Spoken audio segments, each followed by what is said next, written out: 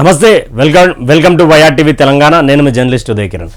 తెలంగాణ రాష్ట్రంలో ప్రతిదీ కూడా కొత్త ప్రభుత్వం వచ్చినాక కొంతమేరకు ప్రభుత్వాధికారులు ఉన్నతాధికారులు అందరూ కూడా రాజీనామాల పర్వం చేసుకుంటూ పోతే ఇప్పుడు మాత్రం కొంతమంది ప్రభుత్వానికి సంబంధించినటువంటి లీకులను బయటపాటికి ఇస్తూ ఉన్నారు. అంటే ఆనాడు కేసీఆర్ ప్రభుత్వం పాలనలో పనిచేసినటువంటి ఉన్నతాధికారులు ఇంకా కేసీఆర్ చెంతనే ఉన్నారంటూ కూడా కొంతమంది వాక్యాలు చేస్తూ ఉన్నారు. సో ఇక్కడ ఎందుకు ఈ వాక్యాలకు కారణం ఏంటంటే ఏదైతే శ్వేతపత్రం ఉందో అది ముందుగానే ప్రతిపక్షానికి చేరడం, ప్రతిపక్షంలో ఉన్నటువంటి వాళ్ళు దానికి కౌంటర్గా దాఖలు చేయడం కూడా జరిగింది. సో ఇక్కడ మరొక హాట్ టాపిక్ ఏంటంటే నవీన్ మిట్టల్ ఎవరైతే ఉన్నారో ఆయనని విధుల నుంచి కూడా తొలగించారు.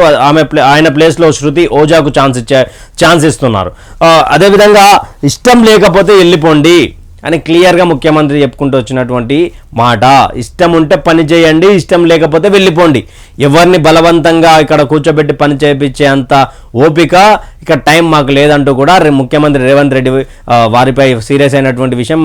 మరొకటి ఏంటంటే రానున్న పార్లమెంట్ ఎన్నికల గురించి ఏదైతే అన్ని పార్టీలు వ్యూహాత్మకంగా రచిస్తూ ఉన్నాయో దాంట్లో ఎక్కువ శాతంగా బీజేపీ, కాంగ్రెస్ కూడా తమ సత్తా ఏందో తెలంగాణ రాష్ట్రంలో చూపించాలి అని ఒకరు ఇక్కడ ఉన్నటువంటి రాష్ట్ర అధ్యక్షులు కానీ ఇక్కడ ఉన్నటువంటి ముఖ్యమంత్రి కానీ కాంగ్రెస్ పార్టీకి సంబంధించినటువంటి పెద్దలకు గిఫ్ట్గా ఇవ్వాలని కాంగ్రెస్ పార్టీ వచ్చేస్తుంటే, అదేవిధంగా ఇక్కడ అమిత్ షా కూడా దీనిపై తెలంగాణపై గురిపెట్టి ఇక్కడ మేము మినిమం 10 నుంచి 12 ఎంపీ స్థానాలను గెలవాలనే ఆలోచన. చూద్దాం మా మార్నింగ్ న్యూస్లో ప్రధాన పత్రికలలో ఎలాంటి వార్తలు ఉన్నాయో.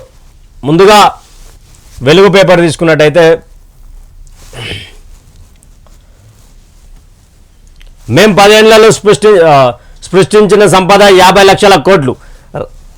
రాజకీయ కక్ష ఉంటే మమ్మల్ని తిట్టండి, కానీ కాళేశ్వరం లాంటి రాష్ట్ర సంపదను నిందించొద్దు. కేటీఆర్ ప్రాజెక్టుపై ఏ విచారణకైనా సిద్ధం. రాష్ట్ర ప్రభుత్వం శ్వేతపత్రం తప్పుల తడక.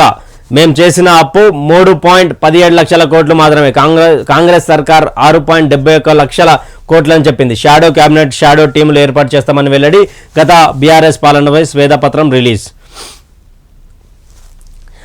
కాళేశ్వరం ప్రాజెక్టులోని మేడిగడ్డ బ్యారేజ్పై జ్యుడిషియల్ ఎంక్వైరీ కాదు, ఏ విచారణకైనా సిద్ధమేనని బీఆర్ఎస్ వర్కింగ్ ప్రెసిడెంట్ కేటీఆర్ సవాల్ విసిరారు. రాజకీయ కక్ష ఉంటే తమను తిట్టాలే కానీ కాళేశ్వరం లాంటి రాష్ట్ర సంపదను నిందించొద్దని అన్నారు. 9.5 ఏళ్లలో తాము చేసింది ప్రజలకు చెప్పుకోలేకపోయామని, అందుకే ఆశించిన ఫలితాలు రాలేదని తెలిపారు. రాష్ట్రంలో రూపాయలు 50 లక్షల కోట్ల సంపద సృష్టించామని, ఈ ఓటమి స్పీడ్ బ్రేకర్ మాత్రమేనని పేర్కొన్నారు. గత బీఆర్ఎస్ పాలనలో అభివృద్ధిపై ఈయన ఆదివారం తెలంగాణ భవన్లో శ్వేతపత్రం పేరుతో పవర్ పాయింట్ ప్రజెంటేషన్. అంటే ఈయన ఏం చెప్తా ఉన్నాడు అంటే ఇక్కడ మేం 10 ఏళ్లలో 50 లక్షల కోట్ల ఆస్తులను ఇచ్చాం తెలంగాణ రాష్ట్రానికి. అదేవిధంగా మేము 3.17 లక్షల కోట్లే అప్పు చేశాము. కాంగ్రెస్ గవర్నమెంట్ ఏం చెప్తా ఉంది అంటే 6.71 లక్ష అప్పు చేసింది, లక్షల కోట్లు అప్పు చేసిందని చెప్పి వాళ్ళు చెప్తా ఉన్నారు.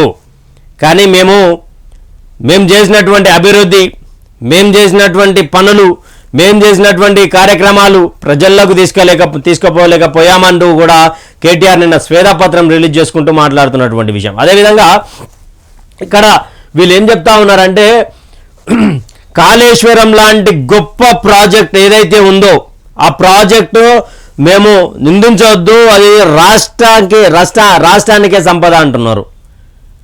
జ్యుడిషియల్ ఎంక్వైరీ అంటున్నారు. దేనికైనా సిద్ధమని కేటీఆర్ అంటుండు. మరి Congress party government KTR, KCR, BRS party మీద విచారణ నిజానికి చేస్తుందా అనేది ఒక ప్రశ్న తెలంగాణ రాష్ట్రంలో నెలకొని ఉండే పరిస్థితి. ఎందుకంటే ముఖ్యంగా ఏదైతే మన సింపుల్గా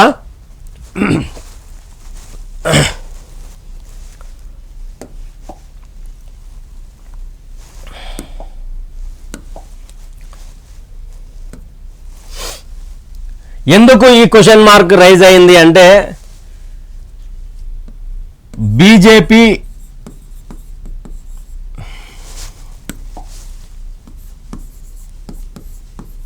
లేదా ఇండియా కూటమి ఆల్రెడీ కేసీఆర్ బీజేపీ దగ్గరికి వెళ్ళిండు, వాళ్ళు వద్దన్నారు. తర్వాత కాలంలో ఇంకా ఇంకా ఇండియా కూటమిని టచ్ చేయలేనటువంటి పరిస్థితి. ఈయన ఆ రోజు గప్పాలు కొట్టిండు కదా, ఏమని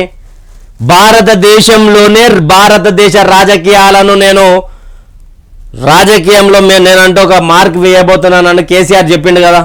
అయితే ఇక్కడ తెలంగాణ రాష్ట్రంలోనే దెబ్బపడ్డది. తెలంగాణ రాష్ట్రంలో దెబ్బపడ్డది ఒక మహారాష్ట్రలో ఒక వార్డ్ నెంబర్ గెలిస్తే ఈ నుంచి పేద కాన్వాయ్ వేసుకొని పోయిండు ఒక్క వార్డ్ నెంబర్ గెలిస్తే. అయితే ఇక్కడ క్లియర్గా కాంగ్రెస్ పార్టీ విచారణ చేయడానికి సిద్ధంగా ఉందా లేదా అనే ప్రశ్న ఎందుకు వచ్చింది తెలంగాణ ప్రజల మధ్యలో అంటే, భారతీయ జనతా పార్టీతో పొత్తు పెట్టుకోవడానికి రెడీగా ఉండడు. ఎన్డీఏ కూటమిలో ఆయన లేడు, ఇన్ని రోజులు లేడు, బహుశా ఉండకపోవచ్చు. ఎందుకంటే భారతీయ జనతా పార్టీ వీళ్ళు కాంగ్రెస్ పార్టీ చేసినటువంటి నినాదంతో మేము బీఆర్ఎస్ ఒక్కటి కాదు అంటూ కూడా బీజేపీ గట్టిగా చెప్పే ప్రయత్నం చేస్తూ ఉంది. సో ఇక్కడ ఇన్ని వార్తలు ఏదో కాంగ్రెస్ పార్టీ ఏదైతే భారతీయ జనతా పార్టీ బీఆర్ఎస్ ఒకటే అని చెప్పే క్రమంలో కొంతమేరకు డ్యామేజ్ అయిన మాట నిజం భారతీయ జనతా పార్టీ. కానీ వాళ్ళు దాదాపు 33 లక్షల ఓట్ బ్యాంక్ని సంపాదించారు తెలంగాణ రాష్ట్రంలో. అయితే వాళ్ళు కూడా అన్ని 17 పార్లమెంట్ స్థానాలు ఉంటే 17 దాంట్లో గట్టి పోటీ ఇచ్చే అవకాశం ఉన్నది. గట్టి పోటీ ఇచ్చిన అవకాశంలో బీఆర్ఎస్ ఎలాగూ బీజేపీతో పొత్తు కట్టదు, ఎందుకంటే ఆల్రెడీ రిజెక్ట్ చేశామంటూ కూడా సాక్షాత్తు భారతీయ జనతా పార్టీకి సంబంధించి అదేవిధంగా దేశ ప్రధాని నరేంద్ర మోడీ కూడా ఇక్కడ కేసీఆర్ నా దగ్గరకు వచ్చిన. కానీ ఇక్కడ కేసీఆర్కి ఉన్నది ఒక్కటే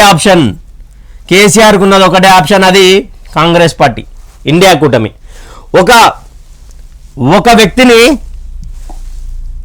ఒక వ్యక్తిని ఓడగొట్టడానికి దాదాపు 11 మంది ఒకటైతా ఉన్నారు.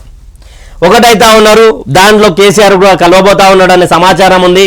చూడాలి మరి ఏ విధంగా. ఎందుకు వీళ్ళు ప్రతిసారి కేటీఆర్ కావచ్చు, బీఆర్ఎస్ పార్టీకి సంబంధించినటువంటి పెద్ద లీడర్లు కావచ్చు, కవిత కావచ్చు, కేసీఆర్ కావచ్చు, హరీష్ రావు కావచ్చు, మీకు దమ్ముంటే విచారణ చేయండి, ఏ విచారణకైనా మేము సిద్ధమని వీళ్ళు ఇంత గట్టిగా చెప్తా ఉంటే కూడా మొన్న ఎంక్వైరీ చేయండి అని అసెంబ్లీ సాక్షిగా చెప్పిన తర్వాత ఎక్కడ పడుతూ ఉన్నాయి అడుగులు?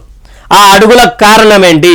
ఎందుకంటే పార్లమెంట్ ఎన్నికల దృష్టిని పెట్టుకుని బీఆర్ఎస్ కాంగ్రెస్ పొత్తు పెట్టుకునే అవకాశం ఉందా? ఎందుకంటే ఇక్కడ రాష్ట్ర స్థాయిలో పొత్తు ఉండకుండా ఇండియా కూటమిలో భాగస్వామి అవకాశం ఉందా? గతంలో 9 స్థానాలు సంపాదించినటువంటి బీఆర్ఎస్ పార్టీ ఇప్పుడు ఏం చెప్పు. దాని తర్వాత ఈయన కేటీఆర్ ఏమంటున్నాడంటే, మేము ప్రజల్లోకి మా అభివృద్ధిని తీసుకుపోలేకపోయినాం, మేము ఉద్యోగాలు ఇచ్చినా మాకు చెప్పుకోలేకపోయినాం నిరుద్యోగులకు. కొంతమంది యూట్యూబ్ ఛానళ్ళు పెట్టుకొని మా మీద బట్టగాల్చి మీదేసే ప్రయత్నం చేసినా మేము ఆ రోజు పట్టించుకోలేదు, ఎందుకంటే మేము ఒక అభివృద్ధి దిశగా ఉన్నాం, ప్రజలు మమ్మల్ని గుర్తుపెట్టుకుంటున్నారు అని. అయితే ఏదైతే ఎలక్షన్ కోడ్ వచ్చిన తర్వాత ఏ అడ్వర్టైజ్మెంట్ చూసినా, ఏ ఫేస్బుక్ యాడ్ చూసినా, ఏ యూట్యూబ్ చూసినా, ఎక్కడ టీవీలో ఓపెన్ చేసినా, ఎక్కడ చిన్న వార్త వచ్చినా దాని కింద యాడ్, ఈ పేపర్లలో యాడ్లు, ఇవన్నీ కూడా కేటీఆర్కి సంబంధించినటువంటి టీం, సోషల్ మీడియా టీం ఏదైతే ఉందో అన్ని దాంట్లో యాక్టివేట్ ఉంది. కానీ ఇక్కడ అభివృద్ధి చేసినాము, ఎందుకు మేము అభివృద్ధి చేసిందని చెప్పుకోలేకపోయినాం, చేసినామని ప్రజలకు తెలుసు కదా అని సిగ్గులేని మాటలు కేటీఆర్ మాట్లాడుతూ ఉన్నాడు. నిజానికి కూడా 50 లక్షల కోట్లు మేము ఇచ్చినాం అంటుండు. 50 లక్షల కోట్లు ఇస్తే మరి ఈడ 6.71 లక్షల కోట్లు ఎక్కడ అప్పయింది? ఆస్తులు ఇచ్చిర్రు అని మీరే చెప్పుకుంటారు, అప్పెందుకైనా ఈయనేమంటాడు 3.17 లక్షలు అంటుండు. ఎంతసేపు ఉన్నా నిన్న శ్వేతపత్రం వీడియో పూర్తిగా చూడండి తెలంగాణ ప్రజలారా. 60 ఏళ్ల పాలన అంటుండు. 60 ఏళ్ల పాలనకు కేటీఆర్కి ఏం సంబంధం? 60 ఏళ్ల పాలనకు ఇప్పుడున్న కాంగ్రెస్ పార్టీకి ఏం సంబంధం?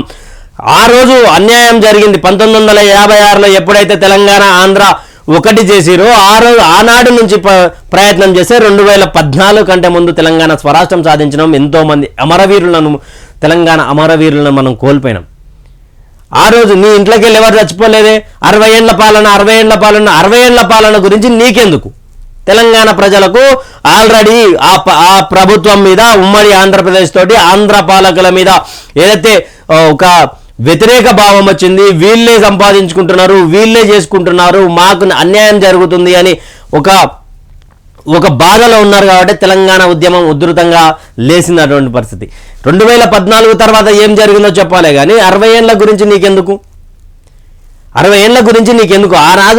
ఆ రోజు మనకు పడగానే మనం వారి నుంచి ఏర్పడొచ్చును. నీకు ధనిక రాష్ట్రం 16,000 కోట్లు ఇస్తే నువ్వు 6,71,000 కోట్లు అప్పు చేసినటువంటి పరిస్థితి కేటీఆర్. మరి సిగ్గు లేకుండా ఆనాడు అంటే ఆనాడు గురించి నీకెందుకబ్బా?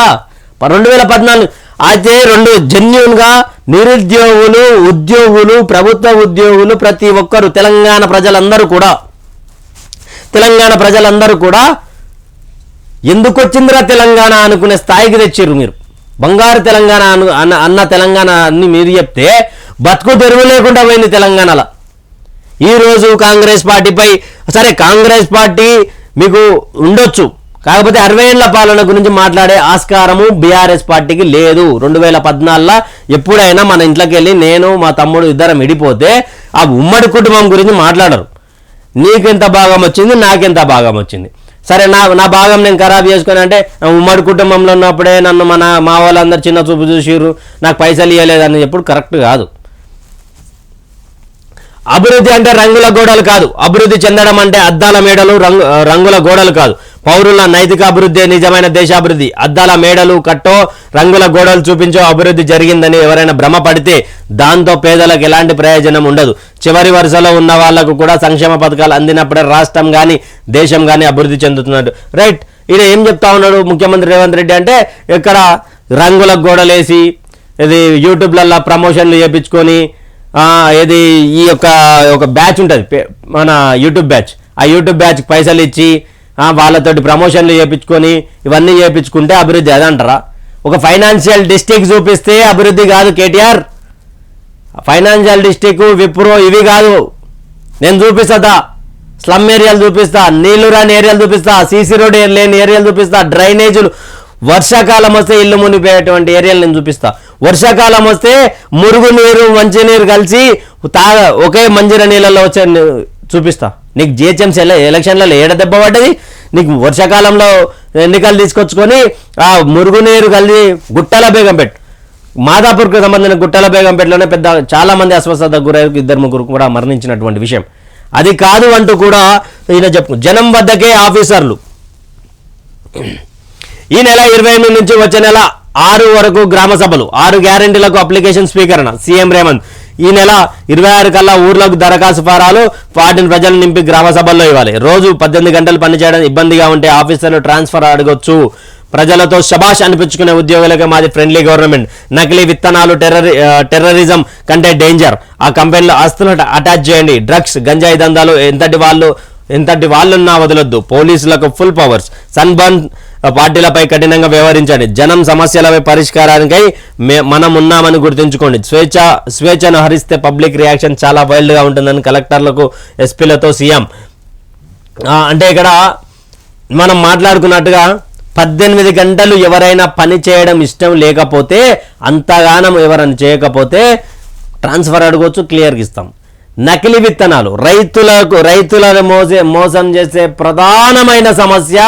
వాళ్ళు కష్టపడి వాళ్ళు ఒక 6 నెలలు సమయాన్ని కేటాయించి దాని మీదనే డిపెండ్ అవుతున్నటువంటి వాళ్ళను దళారులు ఫెర్టిలైజర్స్ సంబంధించినటువంటి షాప్ వాళ్ళు రైతులను మోసం చేస్తున్నటువంటి పరిస్థితి. నకిలీ విత్తనాలు అమ్మినటువంటి వాళ్ళ ఆస్తులను అటాచ్ చేయండి, వాళ్ళు టెర్రరిస్టుల కంటే డేంజర్ అంటూ కూడా ఆయన చెప్పుకుంటూ వస్తున్నారు. రైతే రాజు కావాలి అంటాం కానీ రైతు ఏనాడు రాజు కాడు. సో డ్రగ్స్, గంజాయి దందాలో ఎంతటి వాళ్ళు ఉన్నా వదలొద్దు. పోలీసులకు ఫుల్ పవర్స్. ఇక్కడ వచ్చినప్పటి నుండి డ్రగ్ ఫ్రీ సిటీ, గంజాయి ఫ్రీ సిటీగా చేస్తామని ముఖ్యమంత్రి రేవంత్ రెడ్డి టీం, ఆయన అధికారులు చెప్పుకుంటూనే వస్తున్నారు. చూడాలి. ఆల్రెడీ విచ్చలవిడిగా హైదరాబాద్, తెలంగాణ రాష్ట్రంలో విచ్చలవిడిగా గ్రామాలలో చిన్న ప్రాంతాలకు కూడా గంజాయి చేరుకున్నటువంటి పరిస్థితి. మరి ఎలా అరికడతారు? దానిపై ఏమైనా కేసులు పెట్టే అవకాశం ఉందా? వాళ్ళని ఎలా చూస్తారు అన్నది కూడా చూడాలి. అదేవిధంగా ప్రజలకు సంబంధించినటువంటి స్వేచ్ఛను హరిస్తే అంటే వాళ్ళని ఉన్న స్వేచ్ఛను చంపేస్తే పబ్లిక్ వైల్డ్గా రియాక్ట్ అవుతానని కూడా ఆయన చెప్తాను. తర్వాత ఈ నెల 28 నుంచి వచ్చే నెల 6 వరకు గ్రామ సభలు అంట. 6 గ్యారెంటీ అప్లికేషన్ స్వీకరణ, అది అన్ని కూడా అప్లికేషన్ ఫామ్ ఇస్తారు. మీ గ్రామాల్లో తెలంగాణ ప్రజలారా మీ గ్రామంలో ఉన్నటువంటి గ్రామ పంచాయతీ కాడ అప్లికేషన్ ఫిల్అప్ చేసుకొని నోడల్ అధికారి ఒక ఆయన వస్తారు, ఆయనకు ఫామ్ ఇవ్వాల్సిందే ఆయన చెప్పుకుంటూ వస్తున్నాడు. 100 కుటుంబాలకు ఒక కౌంటర్. గ్రామ సభలకు చాటింపు వేసి దరఖాస్తుల స్వీకరణ, అప్లికేషన్కు ఆధార్ కార్డు, తెల్ల రేషన్ కార్డు జత చేయాలి. అసెంబ్లీ నియోజకవర్గానికో స్పెషల్ ఆఫీసర్, మహిళల కోసమే ప్రత్యేక కౌంటర్లు, గ్రామాల్లోని దరఖాస్తుల డేటా పంచాయతీరాజ్ ప్రిన్సిపల్ సెక్రటరీకి చేరవేత, పట్టణాల్లోని డేటా జిహెచ్ఎంసీ మున్సిపల్ కమిషనర్ల వద్దకు అంటూ కూడా ఏదైతే 6 గ్యారెంటీలకు సంబంధించి 100 కుటుంబాలకు కౌంటర్ అంట. 100 కుటుంబాలు అంటే దాదాపు ఒక గ్రామానికి వచ్చేసి 100 గడపలంటే 100 ఇల్లు, రెండు కౌంటర్లు 3 కౌంటర్లు, చిన్న స్థాయి గ్రామాలలో 3 కౌంటర్లు పెట్టే అవకాశం ఉంది. అక్కడ ఇవన్నీ కూడా గ్రామ పంచాయతీ సెక్రటరీ ప్రిన్సిపల్ సెక్రటరీకి చేరేస్తారంట. ఏదైతే మీరు ఇట్లా 6 గ్యారెంటీలకు ఏమైనా అప్లికేషన్ పెట్టుకోవాలి అంటే ఆధార్ కార్డు, తెల్ల రేషన్ కార్డు, ఇవన్నీ కూడా దయచేసి ముఖ్యమంత్రి రేవంత్ రెడ్డి గారికి వినతి ఏంటంటే తెల్ల రేషన్ కార్డులు లేని వారు తెలంగాణ రాష్ట్రంలో చాలా మంది ఉన్నారు. అయ్యా ముఖ్యమంత్రి గారు దయచేసి ముందుగా ఏదైతే తెల్ల రేషన్ కార్డు ఉందో తెల్ల రేషన్ కార్డుని ప్రక్రియను తొందరగా కార్యక్రమాలు చేపట్టండి. ఎందుకంటే దాదాపు ఇప్పుడు మీరు పెట్టినటువంటి ఏవైతే 6 గ్యారెంటీలో దానికి తెల్ల రేషన్ కార్డు ముఖ్యం కాబట్టి అక్కడ అప్లికేషన్ చేసుకోవాలి. మరి 28 నుంచి 6 తారీఖు వరకు అని క్లియర్గా చెప్తా ఉన్నారు. మరి తెల్ల రేషన్ కార్డు లేని వారి పరిస్థితి ఏంటి? గత ప్రభుత్వం మోసం చేసింది రేషన్ కార్డు లేకుండా. మరి మీ ప్రభుత్వం 6 గ్యారెంటీలు అందరికి దక్కకుండా చేయడానికా ఈ ప్రయత్నము? లేకపోతే మరి ఎప్పుడు రేషన్ కార్డులు ఇచ్చిన తర్వాత ఇది మన ప్రయత్నం ఉందా? లేకపోతే ఇప్పుడు ఈ డేట్ అయిపోయిన తర్వాత ఇంకోసారి అవకాశాలు ఇచ్చే అవకాశం ఉందా? లేకపోతే తెల్ల రేషన్ కార్డు అప్లికేషన్ అయినాక కొత్త వాళ్ళకి ఇంకోసారి అవకాశం ఇచ్చి వాళ్ళని అప్లికేషన్ చేసుకునే అవకాశం ఉందా? ఇవన్నీ కూడా మీరు క్లియర్గా మీకు సంబంధించినటువంటి ఎమ్మెల్యేలు కానీ ఎవరైనా క్షేత్రస్థాయిలో చెప్పాల్సినటువంటి అవసరం. ఎర్ర సముద్రంలో టెన్షన్, ఇండియాకు వస్తున్న వాణిజ్య నౌకలపై రెడ్ సీ, అరేబియా సముద్రంలో జరుగుతున్న వరుస డ్రోన్ల దాడులకు ఉద్రిక్త రేపుతున్నాయి. హమాస్ ఇజ్రాయెల్ యుద్ధ నేపథ్యంలో ఇరాన్ మద్దతు ఉన్న హౌతీ రెబల్స్ ఈ దాడులు చేస్తున్నారు. ఏదైతే మన నేవీ మీద ఇండియాకు వస్తున్నటువంటి వాణిజ్య సంపదల మీద రెడ్ సీ, అదేవిధంగా ఇరాన్ మద్దతున్న హౌతీ వీళ్ళ మీద డ్రోన్ అటాకులు చేస్తూ ఉందంట. మొన్ననే ఒక డ్రోన్ కూడా మనోళ్ళు అక్కడ తుడిముచ్చినటువంటి పరిస్థితి కనిపించింది. సో చూడాలి. WFI సస్పెన్షన్, రూల్స్ పాటించకుండా నిర్ణయాలు తీసుకుందంటూ రెజ్లింగ్ ఫెడరేషన్ ఆఫ్ ఇండియాను కేంద్ర క్రీడా శాఖ ఆదివారం సస్పెండ్ చేసింది. కొత్త కార్యవర్గం ఎన్నికైన 3 రోజులకి నిర్ణయం తీసుకోవడం గమనార్హం. ఈయన మంత్రి బ్రిజ్భూషణ్ ఎవరైతే ఉన్నారో రెజ్లింగ్ సంబంధించి నేను ఇంకా వాటి జోలికి వెళ్ళను, నాకు దానికి సంబంధం లేకుండా ఉంటాను అంటే ఈయనకు సంబంధించినటువంటి అనుచరుడే ఇక్కడ సంజయ్ కూడా అక్కడ అపాయింట్ కావడంతో రెజ్లర్లు ఎవరైతే ఒక ఆయన పద్మశ్రీ రిటర్న్ ఇవ్వడం, ఒక ఆయన ఇంకా నేను రెజ్లింగ్, ఒక ఆమె సాక్షి మాలిక్ కానీ వీళ్ళందరూ కూడా మేము చెయ్యము అంటూ కూడా ఆయన మీద వ్యతిరేక భావనలు వచ్చినాయి. అయితే ఇక్కడ భారతీయ జనతా పార్టీకి సంబంధించినటువంటి జాతీయ అధ్యక్షుడు నడ్డా ఆయనను ఇమీడియట్గా దీని మీద చెప్పాలి, విచారణ చేయాలి, దీనికి సంబంధించినటువంటి విషయాన్ని చెప్పాలంటూ కూడా ఆయన పిలిచినటువంటి పరిస్థితి. అదేవిధంగా క్రీడా శాఖ ఏదైతే ఉందో ఇండియన్ కేంద్ర క్రీడా శాఖ ఏదైతే ఉందో ఆయన ఆదివారం సస్పెండ్ చేసినారు WFIని. ఈ ఫోటోలోని రైతు పేరు కుసుంబ మల్లయ్య, సిద్దిపేట జిల్లా కొండపాక మండలం అంకిరెడ్డిపల్లి గ్రామానికి చెందిన ఈయన తన ఎకరం పొలంలో పత్తి సాగు చేశాడు. కష్టాలు పడితే 8 క్వింటాల పత్తి చేతికి వచ్చింది. CCI సెంటర్కు తీసుకువెళ్తే తేమ ఎక్కువ ఉందని చెప్పడంతో ప్రైవేట్లో అడిగాడు. వాళ్ళు ₹6,200 రేటు చెప్పడంతో ధర వచ్చినప్పుడు అమ్ముకుందామని ఇంటికి తీసుకెళ్లి ఇంట్లో నిల్వ చేశాడు. పత్తి రేట్లు డౌన్. గత సీజన్లో క్వింటాల్కు ₹12,000 నుంచి 14,000, ప్రస్తుతం ప్రైవేట్లో 7,000 కూడా దాటట్లే.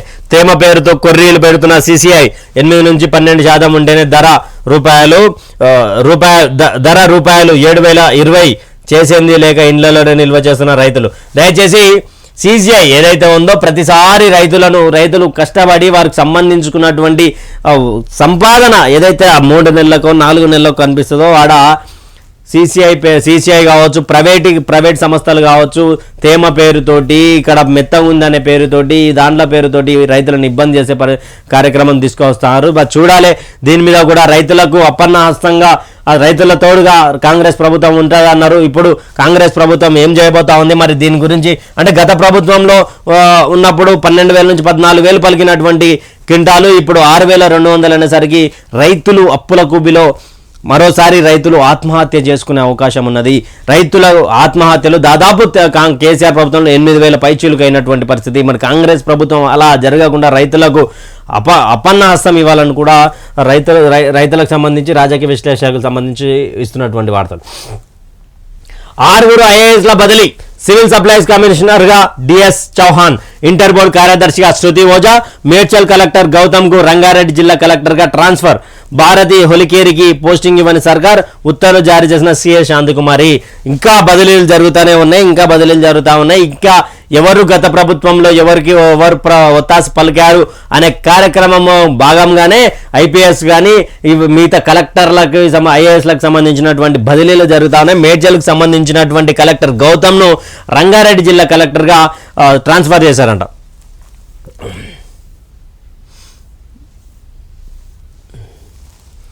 ఇంతటి భూ విధ్వంసం ఎన్నడూ చూడలే. కేసీఆర్ సొంత ప్రయోజనాల కోసమే చట్టాలు మార్చారు కోదండరాం. కలెక్టర్లను కేసీఆర్ రియల్టర్లుగా మార్చిండు ఆకునూరు మురళి. తహసీల్దార్స్ అసోసియేషన్ సదస్సులో వాక్యాలు చేసుకుంటూ భూ విధ్వంసం ఏదైతే ధరణి పోర్టల్ దొరగారి పొలాలను దొరగారులకి చేర్చే పద్ధతిలో ధరణి తీసుకొచ్చారు. ఆ ధరణి ఇవన్నీ కూడా ఉన్నాయా? ఇవన్నీ కూడా దొరగారి ఆనాడు సీలింగ్ చేసి లేని వాళ్ళకి ఇచ్చినటువంటి భూములను మళ్ళీ ఆయనకు తీసుకొని మళ్ళా దొరగారికి చేసే అప్పయ్యే ప్రయత్నం చేసిర్రు. అందుకే ఇంత భూ విధ్వంసం చూడలేదు, ఇంకా చూడము అని కూడా కోదండరాం సార్ చెప్పుకుంటూ వస్తున్నాడు. తర్వాత ఆకునూరి మురళి గారు కూడా కలెక్టర్లను రియల్టర్లుగా చేసిర్రు. కలెక్టర్లను రియల్టర్గా మార్చినంటే రియల్ ఎస్టేట్ భూదందాలు చేసేటువంటి కొలువులకు మార్చిండు అని కూడా ఆకునూరి మురళి గారు చెప్తా ఉన్నారు. నెక్స్ట్ మరి ఏపీఎన్ ఆంధ్రజ్యోతి ఏం రాసుకుంటూ వచ్చింది చూద్దాం. పెద్దగా ప్రధాన వార్తగా ఇక్కడ సమీక్ష చేస్తున్నటువంటి ఫోటో కనిపిస్తూ ఉంది రేవంత్ రెడ్డిది.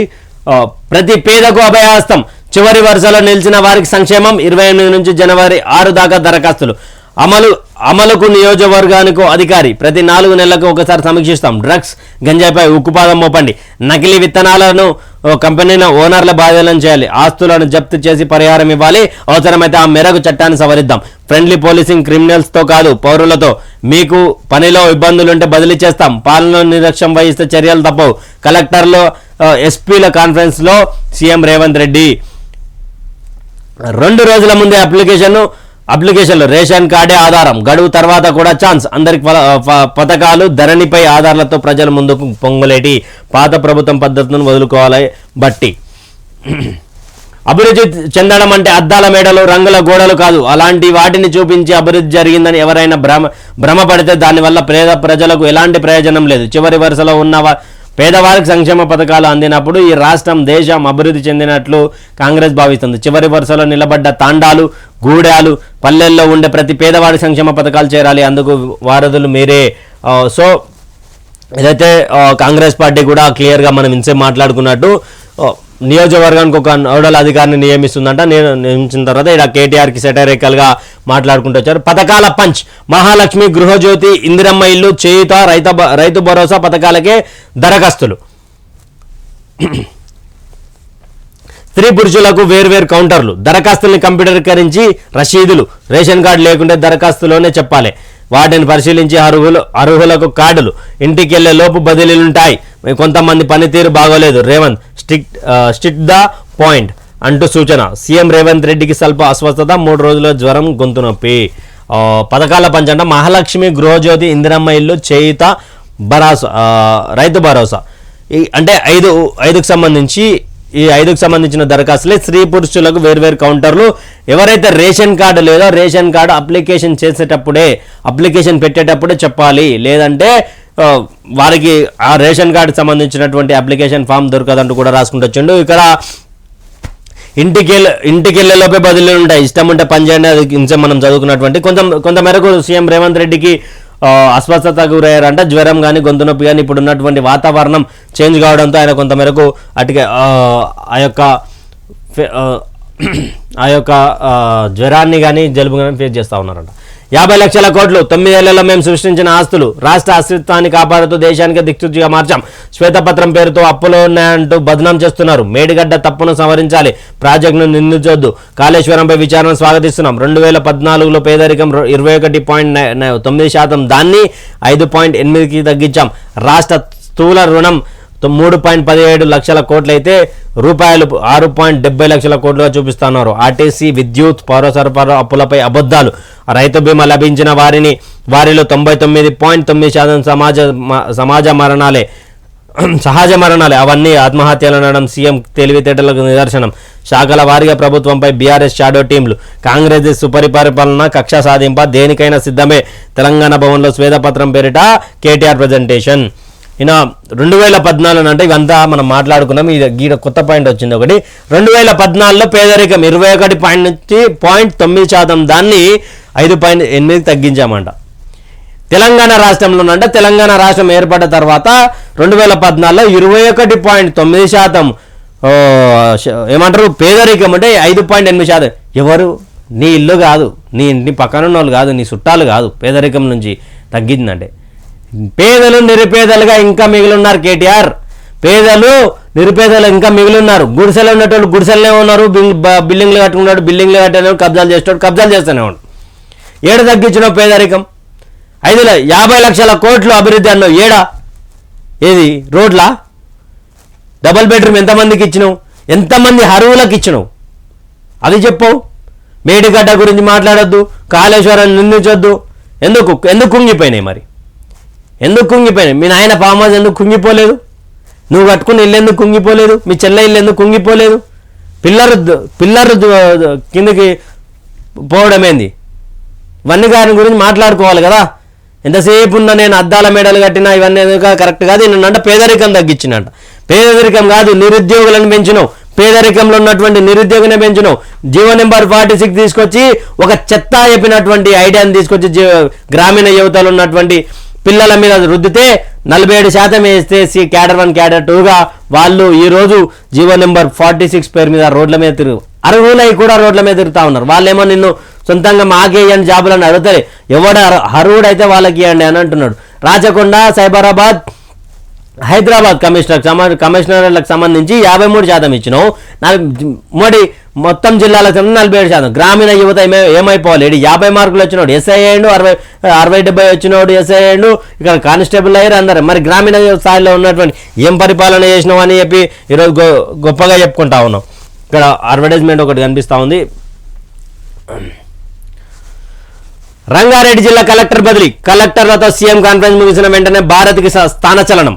రాష్ట్రంలో మరోసారి ఐఏఎస్ అధికారుల బదిలీలు, ప్రజాపాలన బదిలీలు. ఇక్కడ మనం మేడ్చల్కి సంబంధించినటువంటి కలెక్టర్ గౌతమ్ని రంగారెడ్డికి ట్రాన్స్ఫర్ చేశారు. మరి రంగారెడ్డి జిల్లాకు సంబంధించినటువంటి కలెక్టర్ భారత్ని ఎక్కడ స్థానచలనం చేశారో తెలియాల్సి ఉంది. అదేవిధంగా ప్రజాపాలన పర్యవేక్షణకు మంత్రులు 10 ఉమ్మడి జిల్లాలకు ఇన్ఛార్జ్ మంత్రుల నియామకం. ప్రజాపాలన అంటే ఏదైతే ప్రజావాణి ఉందో ప్రజావాణికి సంబంధించి ప్రజా సమస్యల మీద జిల్లాకు ఒక మంత్రిని కాంగ్రెస్ ప్రభుత్వం నియమించింది. ఏమున్నా కానీ ఆ మంత్రి వద్దకు చేరుకోవాలి. ఆ మంత్రి ఇక్కడ ఉన్నటువంటి ఫైల్స్ అన్ని మంత్రి దగ్గరికి వెళ్ళినాక మంత్రి నుంచి పైకి వెళ్ళే అవకాశం ఉంది. అందుకే క్లియర్గా ఒకటి పౌర సరఫరాల కమిషనర్గా ఐపీఎస్ డిఆర్ చౌకాన్కు కీలక బాధ్యతలు. యూపీ ఎఫ్సిఐ జీఎంగా అనుభవం. Retired IAS Anil Kumar relieve. పౌర సరఫరాల కమిషనర్గా ఐపీఎస్ డీసీపీ చౌహాన్ గారికి కీలక బాధ్యతలు ఇచ్చిరంట. రెజ్లింగ్ సమస్య సస్పెన్షన్.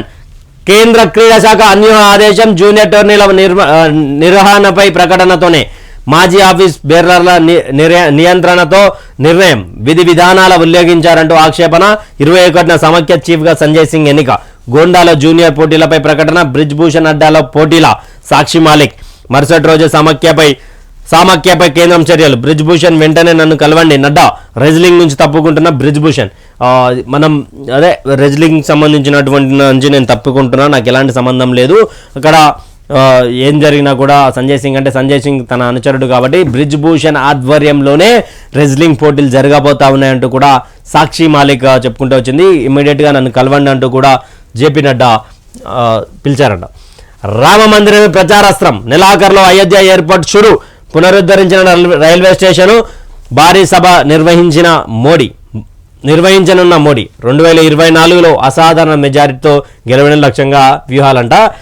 అంటే రామ మందిరమే, అయోధ్య రామ మందిరమే హైందవులకు సంబంధించి, హిందువులకు సంబంధించి చిరకాల కోరికగా ఉన్నటువంటి రామ మందిరం జనవరి 22 తారీఖున పునరుద్ధరించుకోబోతా ఉంది, పూర్తి కాబోతా ఉంది. భక్తులకు ఆనాటి శ్రీరామచంద్రుడు, దశరథ రామయ్య కుమారుడు శ్రీరామచంద్రుడు దర్శనం ఇవ్వబోతా ఉన్నాడు. ఇన్ని సంవత్సరాల కలగా ఉన్నటువంటి అయోధ్య రామ మందిరం గురించి ప్రచారాస్త్రంగా మార్చుకునే అవకాశం ఉంది బీజేపీ అంటూ కూడా ఏబిఎన్ ఆంధ్రజ్యోతి రాసుకుంటూ వచ్చింది. బరాబర్ ప్రచారాస్త్రంగా వాడుకుంటారు. ఎందుకు వాడుకోరు? ఎంతమంది కరసేవకులు చనిపోయారు, ఎంతమంది కాంగ్రెస్ ప్రభుత్వ పాలన ఉన్నప్పుడు ఎందుకు అయోధ్య రామ మందిరం గురించి కాంగ్రెస్ పార్టీకి సంబంధించి 24 మంది మంచి లాయర్లు ఆపోజిట్గా అయోధ్య రామ మందిరానికి ఆపోజిట్గా పనిచేసినటువంటి పరిస్థితి. ఎందుకు మార్చుకోరు?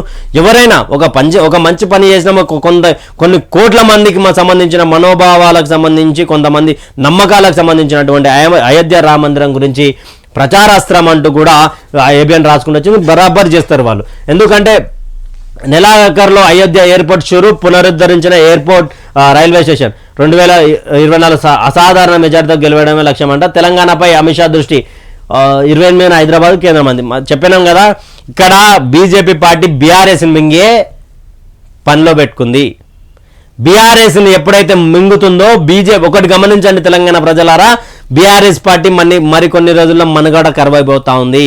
ఎందుకంటే భారతీయ జనతా పార్టీ ఏడైనా ఎదగాలి అనుకుంటే అక్కడ కాంగ్రెస్ వర్సెస్ బీజేపీ ఉండాలి. రాష్ట్ర పార్టీ ఉంటే రాష్ట్ర పార్టీని కబలించి వాళ్ళని మింగేసే ప్రయత్నం చేస్తారు. అనొచ్చు మీరు శివసేన పార్టీ ఉన్నాయి కదా మహారాష్ట్రలో, ఇక్కడ కర్ణాటక జేడీఎస్ ఉంది కదా అని. కానీ ఎంత ఉన్నా వాళ్ళని ఒత్తి ప్రయత్నం ఎందుకు? కర్ణాటక సంబంధించినటువంటి జేడీఎస్ ఏదైతే ఉందో తర్వాత ఎన్డీఏ కూటమిలో కలిసింది కదా. అసెంబ్లీ ఎన్నికలలో వాళ్ళతో పొత్తు పెట్టుకోకుండా సరే ఇప్పుడు పొత్తు పరంగా ఉన్నా కానీ ఇక్కడ వీళ్ళకు 60 కానీ వాళ్ళకు 19 కానీ వచ్చినా కానీ వాళ్ళకి సుమారు 80 నుంచి 80 స్థానాలు ఉన్నాయి. చెప్పలేం మరి, ఎప్పుడైనా కానీ ఎక్కడైనా రాష్ట్ర ప్రభుత్వాలు కూలిపోవచ్చు, ఎప్పుడైనా మళ్ళీ కొత్త గవర్నమెంట్ రావచ్చు. కాకపోతే ఇక్కడ మన బీఆర్ఎస్ పార్టీని మింగి వీళ్ళు అధికారం ఎంపీగా ఎక్కువ సీట్లు గెలవాలనే ఆలోచనలో ఉందంట. ఒకే ఇంట్లో 5గురికి కోవిడ్, భూపాలపల్లి జిల్లాలో కలకలం, సంగారెడ్డి జిల్లాలో మరొకరికి వైరస్, దేశంలో మరో 656 కరోనా కేసులు, కేరళలో ఒక మృతి. మన తెలంగాణ రాష్ట్రానికి సంబంధించినటువంటి హెల్త్ డిపార్ట్మెంట్ ఏం చెప్తా ఉంది అంటే పెద్దగా భయపడాల్సిన అవసరం లేదు, JN1 ఇట్లా వచ్చి ప్రాణం నష్టం చేసే అంత లేదు, వచ్చిపోతుంది అంటే గతంలో కేసీఆర్ చెప్పిండు చూసినావా, రానియా తెలంగాణకు లార్జ్ దాంతో ఏనో పడుతుంది, మా సైంటిస్ట్ దోసుడు చెప్పిండు పారాసిటమాల్ వేసుకున్నాను అట్లా చెప్పుకుంటూ వస్తూ ఉన్నారు హెల్త్ డైరెక్టర్ కానీ హెల్త్ డిపార్ట్మెంట్ సంబంధించిన వాళ్ళు కానీ. మరి ఏం చేయనోడైతే కేరళలో కేరళలో ఎట్లా చచ్చిపోయారు, 656 కేసులు ఎట్లా పైకి వస్తూ ఉన్నాయి, ఎట్లా ఉధృతంగా పెరుగుతూ ఉన్నాయి. దయచేసి తెలంగాణ రాష్ట్ర ప్రజలు ఉన్నారు కానీ దేశ ప్రజలు కానీ ఎవరైనా కానీ మాస్కులు, శానిటైజర్లు వాడండి. మీకు ఎక్కువ గుమ్మిగూడినటువంటి ప్రాంతాల్లో ఎక్కువ తిరగకండి. లోక్సభకు కాంగ్రెస్ సై, అసెంబ్లీ ఎన్నికలను మించి ఫలితాలు రాబట్టాలని విడుదల, గెలుపు గుర్రాల కోసం అన్వేషణ, సంక్రాంతి కల్లా అభ్యర్థులు ఖరారు, పార్లమెంట్ ఎన్నికల నాటికి 6 గ్యారంటీలు అమల్లోకి, మెజార్టీ సీట్లు నెగ్గడం ద్వారా అన్ని ప్రశ్నలకు సమాధానం, నల్లగొండ లేదా ఖమ్మం నుంచి సోనియా, ప్రియాంకలలో ఒకరు, ఖమ్మంలో రేణుకా చౌదరి, మంత్రి పొంగులేటి సోదరుడి పేర్లు, నల్లగొండను జానారెడ్డికి ఇస్తే భువనగిరి నుంచి పటేల్ రమేష్ రెడ్డి. టార్గెట్ 45 సీట్లు, 45 సీట్లు. దక్షిణాదిలో లోక్సభ స్థానాలపై కాంగ్రెస్ గురి, ప్రజాబలం ఉన్న నేతలకి ఎన్నికల బాధ్యతలు, తెలంగాణలో సీఎం రేవంత్, సీనియర్ మంత్రులకు, ఉత్తరాదిలో రాహుల్, ప్రియాంక, సచిన్ పైలట్కు కాంగ్రెస్ అధ్యక్షుడు ఖర్గే అధిష్టానం కసరత్తు. టార్గెట్ 45. ఉత్తరాది మన రాష్ట్రాలు ఏవైతే ఉన్నాయో ఆ రాష్ట్రాలకు సంబంధించి 45 సీట్లు చేశారంట. దక్షిణాలలో కాంగ్రెస్ పార్టీ గురి చేసింది. అదేవిధంగా కాంగ్రెస్ పార్టీ ముఖ్యంగా చెప్పుకోవడానికి ఇక్కడ చాలా మందికి ఆశావాహులకు, ఆస్పిరెంట్లకు మేము రెబల్గా వెళ్తామన్నటువంటి వాళ్ళకు ఆ రోజు కాంగ్రెస్ పార్టీ హామీ ఇచ్చినటువంటి పరిస్థితి. ఇక్కడ సూర్యాపేట సంబంధించినటువంటి పటేల్ రమేష్ రెడ్డి కావచ్చు, అక్కడ జానారెడ్డికి నల్లగొండకు సంబంధించినటువంటి కావచ్చు, చాలామంది అసంతృప్తి నేతలకు ఇవ్వడం, అద్దంకి దయాకర్కి కావచ్చు చాలామందికి ఇచ్చారు. మరి చూడాలి ఇప్పుడు ఎక్కడెక్కడ షఫుల్ చేస్తారో. ఒకవేళ నల్లగొండ నుంచి జానారెడ్డికి నల్గొండ నుంచి నల్గొండ ఎంపీగా జానారెడ్డి గారికి అవకాశం ఇస్తే చాలా సీనియరు, చాలా వరకు అన్ని శాఖల మంత్రిగా చేసినటువంటి ఆయనకు నల్గొండ ఎంపీ ఇచ్చే అవకాశం ఉందంట. సో మన నల్గొండ ఎంపీ అవకాశం ఇస్తే ఆల్రెడీ ఒక బాండ్ పేపర్ మీద సంతకం చేసి, బాండ్ పేపర్ మీద పెద్దల కాంగ్రెస్ పార్టీకి సంబంధించిన పెద్దలు సంతకం చేసి నీకు ఎంపీ టికెట్ ఇస్తాము అని చెప్పినటువంటి కాంగ్రెస్ పార్టీ మరి భువనగిరి నుంచి పటేల్ రమేష్ రెడ్డికి అవకాశం కల్పించే అవకాశం ఉందంట. ఖమ్మంలో అయితే పొంగులేటి శ్రీనివాస్ రెడ్డికి సోదరుడు, అదేవిధంగా ఖమ్మం నుంచి అయితే వాళ్ళ సోదరుడు ఎవరైతే పొంగులేటి సంబంధించినటువంటి ఆయన ఉన్నాడో ఆయనకు, లేదంటే రేణుకా చౌదరికి ఛాన్స్ ఇచ్చే అవకాశం. నల్లగొండ లేదా ఖమ్మం నుంచి సోనియా ప్రియాంకల్లో పోటీ. ఎందుకంటే సోనియా గాంధీ ఎవరైతే ఉన్నారో ఆమె ఇప్పుడు ఏదైతే బరేలీ స్థానం నుంచి ఆమె ఎంపీగా ఉన్నది, అక్కడ ఆమెను ఓడగొట్టడానికి భారతీయ జనతా పార్టీ ఒక గట్టి అభ్యర్థిని రెడీ చేసుకోమన్నారు. అందుకే అక్కడ ఓడిపోయే ప్రయత్నం జరిగే అవకాశం ఉంది. ఓడిపోయే అవకాశం ఉంది కాబట్టి తెలంగాణలో అధికారంలోకి వచ్చినాం, తెలంగాణలో అధికారంలో ఉన్నాం కాబట్టి మనం ఇక్కడ నుంచి పోటీ చేస్తే సేఫ్ సైడ్గా ఉన్నటువంటి ఎంపీ స్థానం నుంచి పోటీ చేయొచ్చు అని. మరి చూడాలి ఇక్కడ నల్గొండ నుంచి ఎవరు పోటీ చెబుతా ఉన్నారు, ప్రియాంకనా, సోనియా గాంధీ, లేకపోతే ఇక్కడ జానారెడ్డి పోటీ చేస్తారా?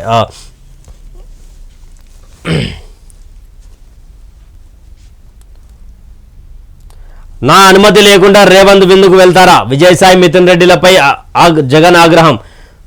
ఇక్కడ మన ఆంధ్రప్రదేశ్ సంబంధించినటువంటి పార్టీలకు సంబంధించినటువంటి నేత ఎవరైతే ఉన్నారో విజయసాయి రెడ్డి కావచ్చు, అదేవిధంగా మిథున్ రెడ్డి ఎంపీలు వాళ్ళు రేవంత్ రెడ్డి ఆహ్వానానికి మన్నించి అక్కడ ఆయన దగ్గరికి విందుకు వెళ్తే అక్కడ జగన్మోహన్ రెడ్డి నా పర్మిషన్ లేకుండా ఎట్లా వెళ్తారని కూడా వాళ్ళ మీద ఫైర్ అవుతున్నాడు.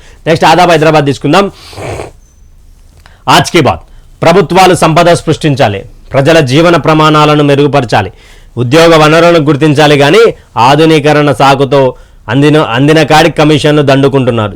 చారాన కోడికి బారాన మసాలా అద్ది ప్రజా ఖజానాను లూటి చేస్తున్నారు. అడిగేటోడు లేడని పాలకులే శాపకులై కోట్లకు పడగలెత్తున్నారు. ఓట్లేసిన పాపానికి ప్రజలనెత్తిన అప్పుల భారం మోపి ఆగం పట్టిస్తున్నారు. ఓ రికవరీ దేవుడా, మా తప్పు మన్నించవయ్యా, రేపటి తరానికి కనువిప్పు కలిగించవయ్యా అని దండకం చదువుకుంటున్నారు సామాన్య ప్రజలు. జగదీష్ నేత ఇది కూడా ప్రభుత్వానికి సటైరికల్గా రాసుకుంటూ వచ్చిండు జగదీష్ అన్న. జోడెద్దుల్లా పనిచేద్దాం, ప్రతి పేదవాడికి సంక్షేమమే ప్రభుత్వ లక్ష్యం. అధికారులు ప్రభుత్వం సమన్వయంతో కలిసి పనిచేయాలి. రాష్ట్రంలోని అన్ని గ్రామాల్లో మున్సిపల్ వార్డుల్లో సభలు సమన్వయకూలంగా గ్రామ సభలు నిర్వహించాలి. అభివృద్ధి అంటే అద్దాల మేడలు కాదు, ప్రజల కోసం పనిచేసే అధికారులను ఎప్పటికీ గౌరవిస్తాం. స్వేచ్ఛ హరిస్తే తెలంగాణ ప్రజలు ఊరుకోరు. నేతలకు 5 ఏళ్లే, అధికారులకు 35 ఏళ్ల సర్వీస్. కలెక్టర్లు ఎస్పీలతో సీఎం రేవంత్ కీలక సమావేశం. అధికారులు ఎలాంటి పరిస్థితుల్లోనైనా ఎక్కడైనా పని చేయగలను అన్న ఆలోచనలో ఉండాలి. పని చేయలేమనే ఉద్దేశం ఉంటే ఇప్పుడే తప్పుకొని ఖచ్చితంగా 18 గంటలు పని చేయాల్సిందే.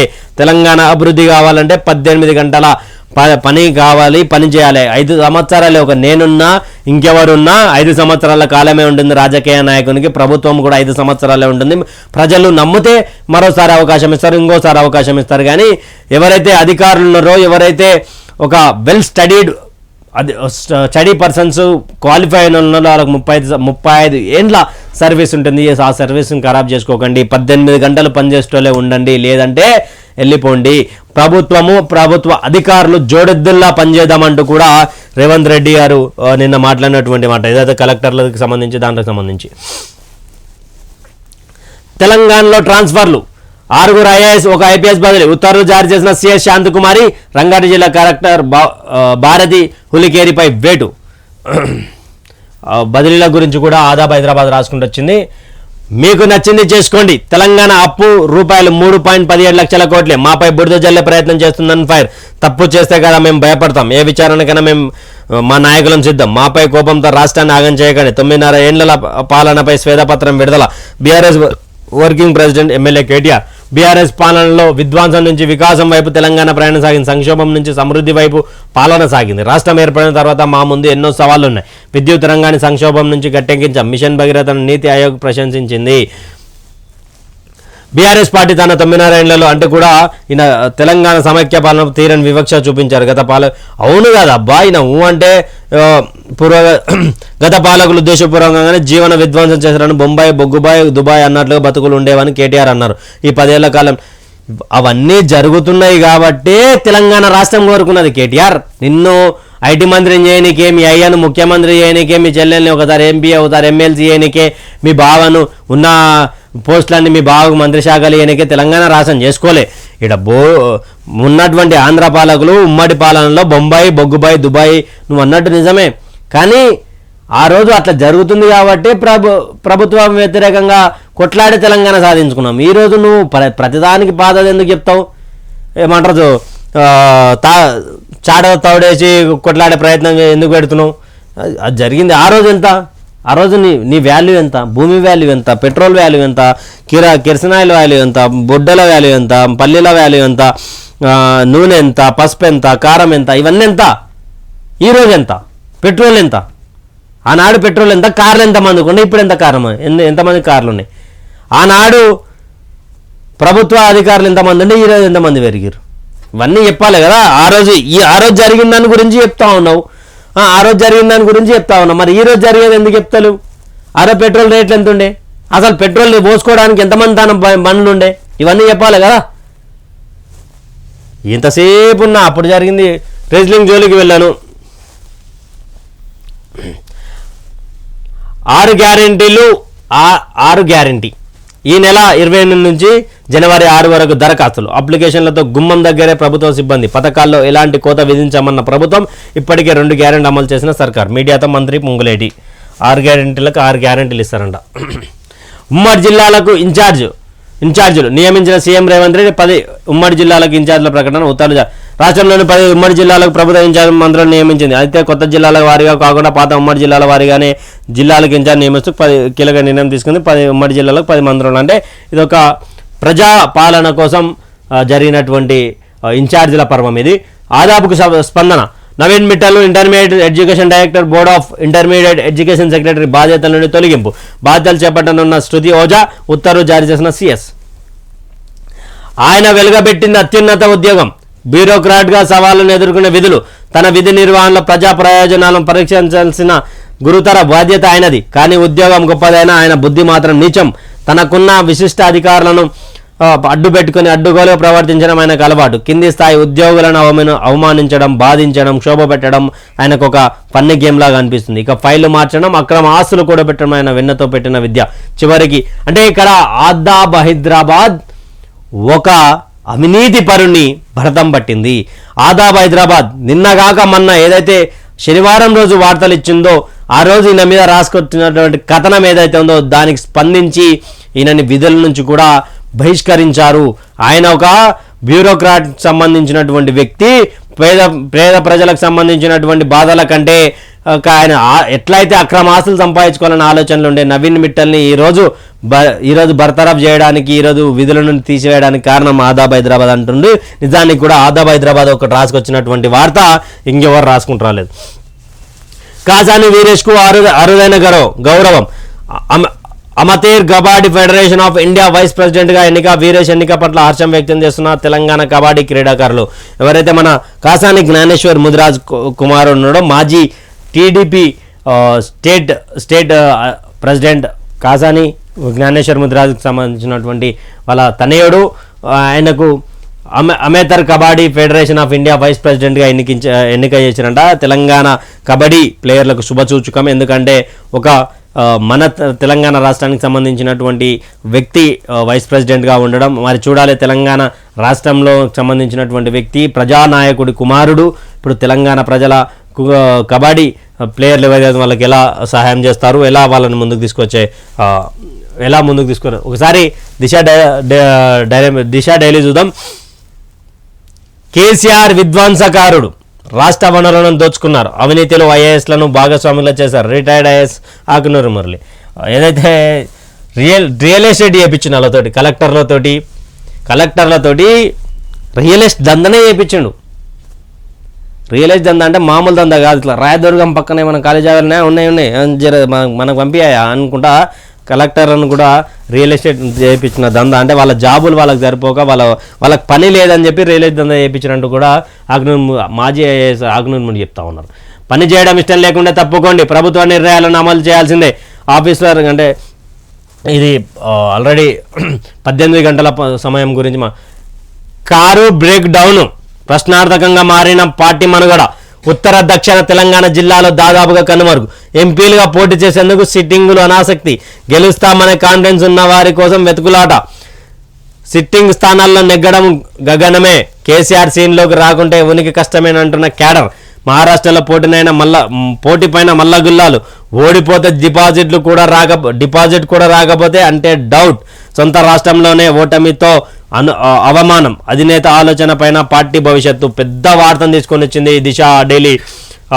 మొన్నటి అసెంబ్లీ ఎన్నికల్లో ఊహకందని తీరులో ఓడిపోయిన బీఆర్ఎస్ పార్టీ మనుగడ ప్రశ్నార్థకంగా మారిందని ఆ పార్టీ నేతల్లో చర్చ మొదలైంది. ఓవైపు ఎంపీలుగా పోటీ చేయడానికి చాలా మంది సిట్టింగ్లు ఆసక్తి చూపడం లేదు. మరోవైపు ఖచ్చితంగా గెలుస్తామనే కాన్ఫిడెన్స్ ఉన్న లీడర్ల కోసం అధిష్టానం వెతుకుతుంది. పార్టీకి కంచుకోటగా ఉన్న ఉత్తర తెలంగాణ జిల్లాలను పట్టుకోల్పోయిన పరిస్థితుల్లో ఎంపీ ఎన్నికల్లో గెలుపు ఆందోళన రేకెత్తిస్తుంది. స్వయంగా కేసీఆర్ రంగంలో దిగకుంటే పార్టీ మనుగడ కష్టమైన అభిప్రాయం క్యాడర్లో వ్యక్తమవుతుంది. డిమోరల్ కాకుండా వారిని నిలబెట్టుకోవడం పార్టీ తక్షణ అవసరంగా మారింది. తుంటి ఎముక రిప్లేస్మెంట్లో సర్జరీతో విశ్రాంతిలో ఉన్న కేసీఆర్ 2-3 వారాల తర్వాత మళ్ళీ బయటికి వస్తారని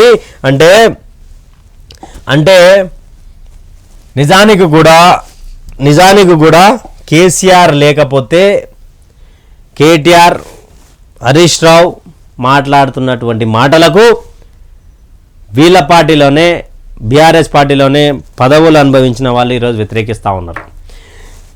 ఈయనకు కేసీఆర్కి ఉన్న ఆప్షన్ ఏంది ఒక్కటే అంటే కేసీఆర్కి ఉన్న ఆప్షన్ ఒకటే, ఇండియానా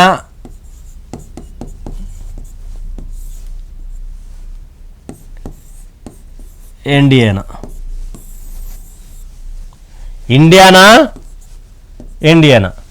ఈ ఇండియాకు పోతేనేమో రాష్ట్రంలో కాంగ్రెస్ ఉంది.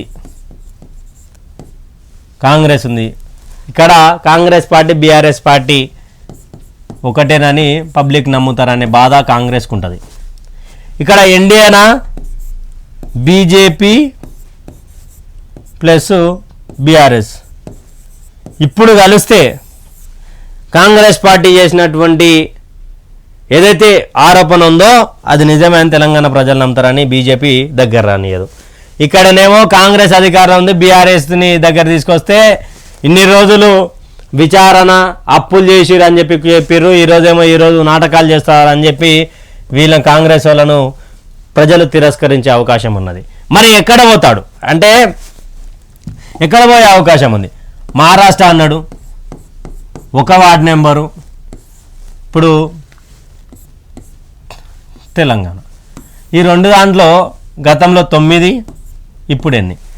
ఇప్పుడు గతంలో 9 మంది ఉన్నారే, దాంట్లో కొత్త ప్రభాకర్ రెడ్డి ఆల్రెడీ రాజీనామా చేసిండు, అంటే 8 ఇప్పుడు ప్రజెంట్ 8 మంది. మరి 8 స్థానాలల్లా పోటీ చేయడానికి ఎవరు సిద్ధంగా లేరు అంటూ కూడా దిశ డైలీ రాసుకుంటూ వచ్చింది. నిజానికి కూడా ఎవరు అనిపించదు, ఎందుకంటే ఓడిపోతే గెలుస్తామో లేదు. ఉత్తర తెలంగాణలో పట్టు ఒక దాని ఏమంటారు కంచుకోటగా ఉన్నటువంటి బీఆర్ఎస్ ఈరోజు నామరూపాలు లేకుండా పోయింది. ఉమ్మడి మహబూబ్నగర్ జిల్లా గురించి మాట్లాడుకుందాం. ఎన్ని గెలిచిరాయా? 13 స్థానాలు గెలిచారు. 14లో 13 గెలిచారు. ఒకటి కొల్లాపూర్ నుంచి బీరమర్షవర్ధన్ రెడ్డి గెలిచేవాడుగా గుంజుకున్నారు. 14 కనిపించింది. ఇప్పుడు 12 స్థానాల్లో కాంగ్రెస్ గెలిచింది. గద్వాల్లో బీఆర్ఎస్ ఎమ్మెల్యే గెలిచిండు. ఇది అంటే నాకు తెలిసి ఉమ్మడి మహబూబ్నగర్ జిల్లాలో గద్వాలో ఒకటే బీఆర్ఎస్ పార్టీలో గెలిచినాడు. కాకపోతే ఇక్కడ మన అలంపూర్ ఉందో ఇక్కడ బీఆర్ఎస్ విజయం కాదు. అది బీఆర్ఎస్ విజయుడు బీఆర్ఎస్కి సంబంధించినటువంటి అభ్యర్థి ఉండొచ్చు, కానీ చెల్లాకు సంబంధించినటువంటి వ్యక్తి కాబట్టి అలంపూర్లో గెలుపు ఈజీ అయింది బీఆర్ఎస్కి. కాకపోతే ఇక్కడ బీఆర్ఎస్కి ఎక్కడ కాకపోతే ఇక్కడ ఇంత బలం పెట్టుకొని కూడా ఈరోజు ఏం చేయలేని పరిస్థితిలో కేసీఆర్ ఉన్నాడు. కేసీఆర్ లేకపోతే కేసీఆర్ ప్రజాస్వామ్యంలోకి రాక ప్రత్యక్ష రాజకీయాలను పట్టించుకోకపోతే పార్టీ మనుగడబోతుంది. కానీ భారతీయ జనతా పార్టీ అనేది మింగబోతా ఉంది బీఆర్ఎస్ని అనేది స్వచ్ఛంగా కనిపిస్తూ ఉంది. ఈయన ఇట్లా ఇండియా కూటమిలో కలిసిందంటే, ఇండియా కూటమిలో కలిస్తే ఎన్డీఏలో రానియరు, ఇండియా కూటమిలోనే ఇక్కడ కాంగ్రెస్ ప్రభుత్వము. అసలు ఏంది ఈ పొత్తు భాగం ఏందో అర్థమవుతలేదు. పార్లమెంట్ ఎన్నికల తర్వాత ఎవరికి సపోర్ట్ ఇవ్వబోతా ఉన్నారు కాక అనేది తెలుసుకోవాల్సినటువంటి. శ్వేతపత్రం రాంగ్, శ్వేతపత్రమే రైట్, సర్కారు లెక్కలను తప్పులే. ఈయన దీని గురించి రాసుకుంటూ వచ్చిండు. 6 గ్యారెంటీలపై కూడా ఆర్డర్స్ రాలే, అధికారుల కొత్త సాగు. ధరణి అప్లికేషన్ల పరిష్కారానికి నో, పెండింగ్ లేదా తిరస్కరణకై మొగ్గు. కొత్త వెబ్సైట్ వస్తుందంటూ కాలయాపన. కొందరు కలెక్టర్లు, తహసీల్దార్ల వింత పోగడ. 2.31 లక్ష దరఖాస్తులకు లభించని మోక్షము. ఆర్డర్స్ రాలేదంటూ కూడా అధికారులు కొంతమేరకు తికమక చేస్తూ ఉన్నారంట ముఖ్యమంత్రి గారు. దయచేసి వాళ్ళని చూసి ధరణికి సంబంధించినటువంటి భూ బాధితులు ఎవరైతే ఉన్నారో వాళ్ళని కాపాడాల్సిందిగా కోరుకుంటున్నాం. బీపీఎల్ పరిధిలో ఉంటే రేషన్ కార్డ్, ఎన్ఐసి సాఫ్ట్వేర్లో పలు మార్పులు. దరఖాస్తులకు ఆధార్, పాన్ కార్డు లింక్. అధికాదాయక వర్గాల కోసం నిబంధనలు. దరఖాస్తు దశలోనే పరిశీలన ప్రాసెస్. సన్నద్ధమవుతున్న సివిల్ సప్లైస్. బీపీఎల్ పరిధిలో బిలో పావర్టీ లైన్ పరిధిలో ఉన్న వారికే రేషన్ కార్డు మంజూరు చేసేలా పౌర సరఫరాల శాఖ కసరత్తు చేస్తున్నట్టు సమాచారం. ఎక్కువగా ఆదాయం కలిగిన వారిని వైట్ రేషన్ కార్డు పరిధి నుంచి మినహాయించేలా కొన్ని సవరణలు చేసేందుకు సిద్ధమవుతున్నది. ఇందుకోసం దరఖాస్తు చేసే సమయంలో స్క్రూటినీ అంటే బిలో పావర్టీ లైన్ లోపల ఉన్నటువంటి వారికే తెల్ల రేషన్ కార్డు ఇవ్వబోతా ఉన్నారంట. ఆ ప్రాసెస్ కూడా ఏదైతే ప్రాసెస్ అప్లికేషన్ పెట్టినారో ఆ రోజు నుంచే ప్రాసెస్ స్టార్ట్ అవుతుంది. బీపీఎల్లో పైబడి ఉన్న వారికి తెల్ల రేషన్ కార్డు రాదు అంటూ కూడా దిశ డైలీ రాసుకుంటూ వచ్చింది. దీనికి కారణం ఏంటంటే ఉన్న వాళ్ళు కూడా తెల్ల రేషన్ కార్డులు తీసుకుంటున్నారు, అర్హులైన వారికి రావడం లేదు అనేది కూడా ఒక ప్రధాన అంశంగా ఉంటే, మరొకటి పాన్ కార్డ్, అదేవిధంగా pan card Aadhaar card link చేయబోతా ఉన్నారు తెల్ల రేషన్ కార్డులకి. మరి చూడాలి ఎంత తొందరలో చెబుతా ఉన్నారు. అసలు ఇదొక శుభ పరిణామం, ఎందుకంటే ఈ శుభ పరిణామంగా చూడొచ్చు. గత 10 సంవత్సరాల తెల్ల రేషన్. ఇంటర్ బోర్డు సెక్రటరీగా శృతి ఓజా, నవీన్ మిట్టల్ ప్లేస్లో శృతి ఓజా గారికి ఛాన్స్ ఇచ్చారు. పలువురు ఐఏఎస్ల బదిలీలు అంటూ కూడా రాసుకుంటొచ్చు. అదరగొట్టిన అమ్మాయిలు. ఆస్ట్రేలియాతో ఏకైక టెస్ట్లో భారత జట్టు విజయం. 8 వికెట్ల తేడాతో విక్టరీ. భారత ఉమెన్స్ క్రికెట్ ఏదైతే ఉందో చరిత్రలోకి ఎక్కింది. ఎందుకంటే ఆస్ట్రేలియా మీద, అదేవిధంగా సౌత్ ఆఫ్రికా మీద మెన్స్ గెలవకపోవడం, ఆస్ట్రేలియా మీద మన టెస్ట్లో కూడా 8 వికెట్ల తేడాతో మొదటిసారిగా గెలిచింది. Congratulations team India women's. హిందీ మాట్లాడుకునే వాళ్ళు టాయిలెట్ క్లీనర్లు. టీఎంకే ఎంపీ దయానిధి మారన్ వివాదాస్పద వాక్యాలు. అది 10 ఏళ్ల కిందట వీడియో. హిందీ మాట్లాడుకునే వాళ్ళు టాయిలెట్ క్లీనర్లు అంటే అక్కడ ద్రవిడ మున్నెట్ర గజకం ఎంపీ దయానిధి మారన్ ఏమంటే అది 10 ఏళ్ళకి సంబంధించి అంటే అన్నావు కదా, ఇంకా అన్నావు అంటే ఇంకా అయిపోయింది. 10 ఏళ్ళు అయితే 50,000 డ్రైవింగ్ లైసెన్స్ల సస్పెన్షన్. హైదరాబాద్ సైబరాబాద్ పరిధిలో ఆర్టీఏ ఆఫీసర్లకు పోలీసుల సిఫారసు. డ్రంక్ అండ్ డ్రైవ్లో పట్టుబడిన వారికి షాక్. మరి మనొకటి సోదరులారా, తెలంగాణ ప్రజలారా, 31 తారీఖు 12 గంటల 45 నిమిషాల వరకే పోలీస్ శాఖ అనుమతినిచ్చింది. దయచేసి తాగి రోడ్ల మీదకి రాకండి. తాగి పబ్బులను కూడా ఆ టైంకి బంద్ చేయాలని కూడా పోలీస్ శాఖ కొత్తగూడ సిపి మన కొత్తగూడ శ్రీనివాస్ రెడ్డి సిపి గారు చెప్తా ఉన్నటువంటి విషయం. దయచేసి ఇక్కడ ఆల్రెడీ 50,000 డ్రైవింగ్ లైసెన్సులు సస్పెండ్ చేశారు. శిశువు ప్రాణం తీసిన బాలిక ఎలుక ముక్కు కొరకడంతో చికిత్స పొందుతూ మృతి. నాగర్ జిల్లాలో ఘటన. ఒక్కసారి చూద్దాం. 8 ఎలుక కొరికి అంటే 100 పడగల ఆసుపత్రి ఉండొచ్చు నాకు తెలిసి. ఇదేం నల్లి బొక్క వేయలేదని పెళ్లి క్యాన్సల్. దీని గురించి తర్వాత మాట్లాడుకుందాం. ఒకసారి శిశు ప్రాణం. ఎలుక కొరకడంతో శిశువు మృతి చెందిన ఘటన నాగర్కర్నూలు జిల్లా నాగనూలు గ్రామంలో చోటు చేసుకుంది. గ్రామస్తులు తెలిపిన వివరాల ప్రకారం లక్ష్మీకళ శివకు 3 ఏళ్ల క్రితం పెళ్లి కాగా 40 రోజుల క్రితం బాబు పుట్టాడు. దీంతో లక్ష్మీకళ తల్లిగారి ఇంట్లో ఉంటుంది. ఈ క్రమంలో శనివారం శిశువు ముక్కును ఎలుక కొరకగా తీవ్ర రక్తస్రావం అయింది. దీంతో వెంటనే స్థానిక జిల్లా ఆసుపత్రికి ఎక్కడి నుంచి హైదరాబాద్లో నీలోఫర్ హాస్పిటల్కి తరలించారు. కాగా చికిత్స పొందుతూ ఎందుకు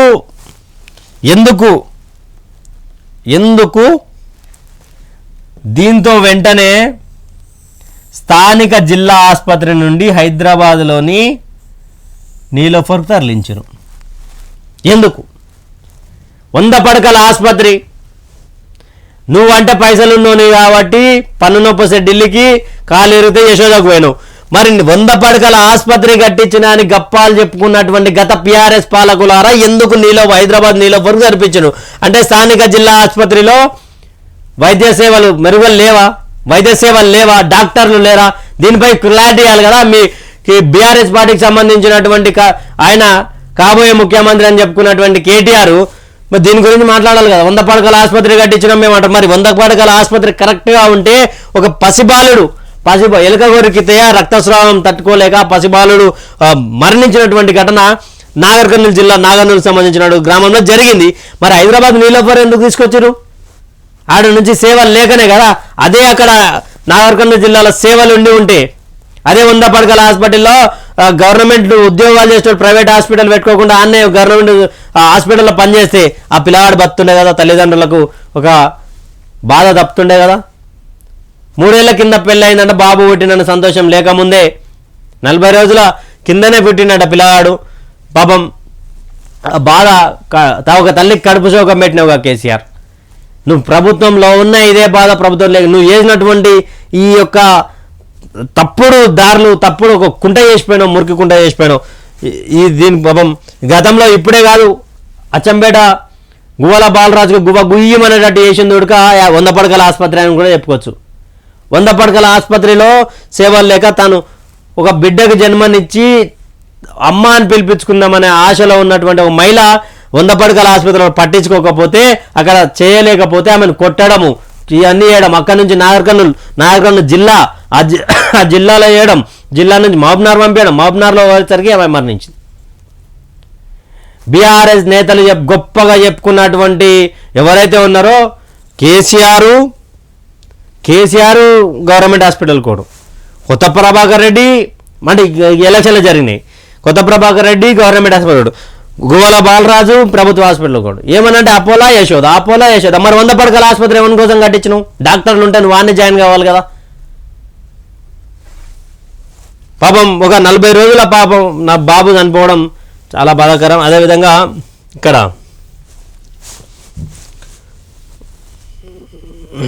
ఇదేది మూలుగ బొక్క చూద్దాం. నల్లి బొక్క వేయలేదని పెళ్లి క్యాన్సల్. జగిత్యాలలో సినిమాను తలపించిన సీన్ గత నెలలో ఘటన ఆలస్యంగా వెలుగులోకి సోషల్ మీడియాలో వైరల్. ఇది ఏం సినిమా ఉండే అన్న నల్లి బొక్కలు? అది బల్గం సినిమాలో పెద్ద హిట్ అయింది కదా. ఆ బల్గం సినిమా మొత్తం చూసినాక ఏమంటుందంటే అన్నదమ్ముల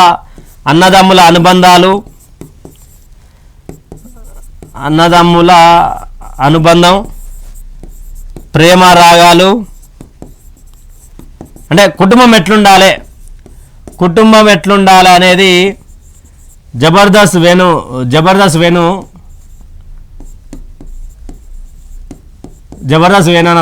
తీసినటువంటి సినిమా, గొప్ప సినిమా. కాకపోతే దీంట్లో ఫైనల్గా ఏమర్థం అవుతుంది అంటే బావకు బామ్మడికి గొడవేడ అంటే ఇగో ఈ నల్లిబొక్క కాడ గొడవ అవుతుంది. అంటే అన్న చెల్లెలు అందరూ కలిసి ఉండకపోవడానికి కారణం ఇదే అవుతుంది. ఇప్పుడు అది రియల్గా ఒక బలగం సినిమాను తలపించేలా నల్లిబొక్క వేయలేదని అయిందంట. నల్లిబొక్క వేయని కారణంగా ఏకంగా పెళ్ళే క్యాన్సల్ అయ్యింది. బలగం సినిమాలోనే సీన్ గుర్తు చేసిన ఈ సంఘటన జగిత్యాల జిల్లాలో జరిగింది. మెట్పల్లికి చెందిన యువకుడికి నిజామాబాద్ జిల్లాకు చెందిన యువతితో పెళ్లి నిశ్చయమైంది. యువతి ఇంట్లో నిశ్చితార్థం సందర్భంగా వరుడి తరపున బంధువు మూలిగబొక్క వడ్డించమని కోరగా వేయలేదట. దీంతో అది అవమానంగా భావించిన వరుడు తరపు బంధువులు అమ్మాయి కుటుంబ సభ్యులతో వాగ్వాదం దిగారు. విషయం కాస్త పెద్దది కావడంతో పంచాయతీ పోలీస్ స్టేషన్ వరకు వెళ్ళినట్టు సమాచారం. చివరకు ఇరు కుటుంబాలు పెళ్లిని క్యాన్సిల్ చేసుకున్నాయి. నవంబర్ నెలలో జరిగిన ఈ ఘటన ప్రస్తుతం సోషల్ మీడియాలో వైరల్గా మారింది. ఒక నల్లిబొక్క కోసం పెళ్లి క్యాన్సిల్ చేసుకునేందో ఏం కథనో ఏందో సినిమా అనుకుంటారా? సినిమా చూసి ఇన్స్పైర్ అయ్యారా? లేకపోతే ఆ సినిమాలో మరి అన్నదమ్ములు కలిసి ఉండాలి, వాళ్ళు కలిసి ఉండాలని చెప్పుకుని వచ్చారు కదా. మరి నల్లిబొక్క కోసం ఏంది రా నాయన మీది? నల్లిబొక్క కోసం కొట్లాడుకుంటే ఇజ్జత్ తీసుకుంటారు. రైట్, ఇవి ఇప్పటి వరకు ఉన్నటువంటి ప్రధాన వార్తలు. అదేవిధంగా తెలంగాణ రాష్ట్ర ప్రజలారా 28 నుండి 6 తారీఖు వరకు అప్లికేషన్స్ అనేవి గ్రామ సభలో గ్రామాల్లో ఒక నోడల్ అధికారి నియోజకవర్గానికి నోడల్ అధికారిని పెట్టి అక్కడ వాళ్ళు ఒక 100 కుటుంబాలకు దాదాపు 100 కుటుంబాలకు ఒక కౌంటర్ అంటే మహిళలకు సపరేట్గా పురుషులకు సపరేట్గా పెడతా ఉన్నారు. ఒక గ్రామానికి తెలిసేసి ఒక 300 గడపాలంటే 300 కుటుంబాలు ఉండే అవకాశం ఉన్నది. లేదంటే 500 కుటుంబాలు 5 కౌంటర్లు పెట్టి ఆ ప్రక్రియను ముగిస్తారంట. మరి చూడాలి ఎంత తొందరగా ఇది తెల్ల రేషన్లకు సంబంధించింది. కానీ 6 గ్యారెంటీలకు పక్కా అని చెప్పి ఆ శాఖకు సంబంధించిన మంత్రి పొంగులేటి శ్రీనివాసరెడ్డి చెప్పుకుంటూ వస్తున్నారు. ప్రతి ఒక్కరు కూడా హైదరాబాద్లో ఉన్నటువంటి తెల్ల రేషన్ కార్డులు లేని వాళ్ళు 6 గ్యారెంటీలు అమలు కావాలి, మాకు కావాలి, పథకాలు అందాలి అనుకున్న వాళ్ళు ప్రతి ఒక్కరు కూడా గ్రామ స్థాయిలో 28 నుంచి 6 తారీఖు వరకు నిర్వహిస్తున్నారంట. అదేవిధంగా తెలంగాణ ప్రజలారా స్వేచ్ఛా వాయులు పీల్చుకోండి. నిన్న ఏదైతే శ్వేతపత్రం వచ్చిందో అవి కూడా మొత్తం అబద్ధాల పుట్టాది. ఇప్పుడు కాంగ్రెస్ పార్టీ కూడా మరికొన్ని రోజుల్లో ఏం చేయబోతా ఉంది. 90 రోజులకు గడువు అడిగినటువంటి సమయంలో దాదాపు 20 రోజుల సమయం అయిపోయింది. ఇంకా 70 రోజులు ఉంది. పనులు అయితే చక్కచక్క నడుస్తాను. కేసీఆర్ నుండి ఎలాంటి మార్పు రాబోతా ఉంది, బీఆర్ఎస్ నుంచి ఎవరెవరు ఎంపీ స్థానాల్లో నిలబడబోతున్నారనే తెలుసుకునే భాగంలోనే మేము ముందుకు మరోసారి రాబోతా ఉన్నాం.